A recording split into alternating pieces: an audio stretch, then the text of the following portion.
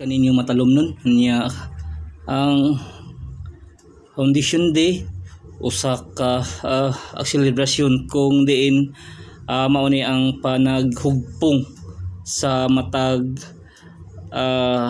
tao diri sa lungsod sa Matalom, guys. Nag-celebrate ta sa pagkahimugso sa atong lungsod.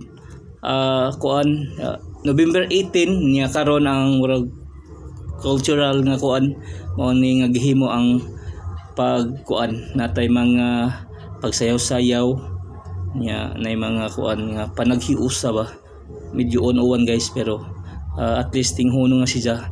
Ako mang hinaot nga matalom noon karong pag-celebrate sa atong kanang expounding day nga magkahiusa ta kanunay og alang sa kayuhan sa tanan ug kalambuan sa lungsod sa Matalom.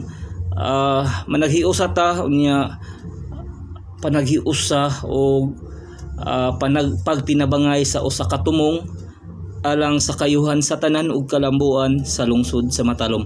Ato gyapong suportahan kanunay ang atong administrasyon headed by sa atong maabtik nga Mayor Eric A. Pahulio, sa tibuok mga konsihalis, atong SB member si Eric Z. Pahulio, atong mga SB member ato silang tabangan kanunay ug suportahan aron magpadayon ang kalambuan sa lungsod sa Matalom.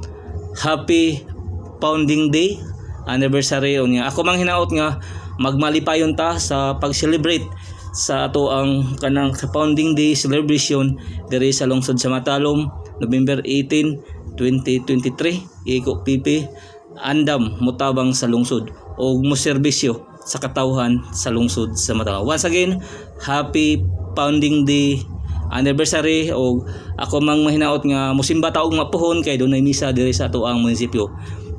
Ako nagahuhag sa taga Matalom nga magkuan ta muratag mo makikuan ta ba sa magkig-celebrate ta kitang tanan para mas enjoy og adun natay panagiusa sa pagkatao sa atong lungsod. Okay? Iko PP andam motabang sa lungsod ug moserbisyo sa katawhan sa lungsod sa Matalom.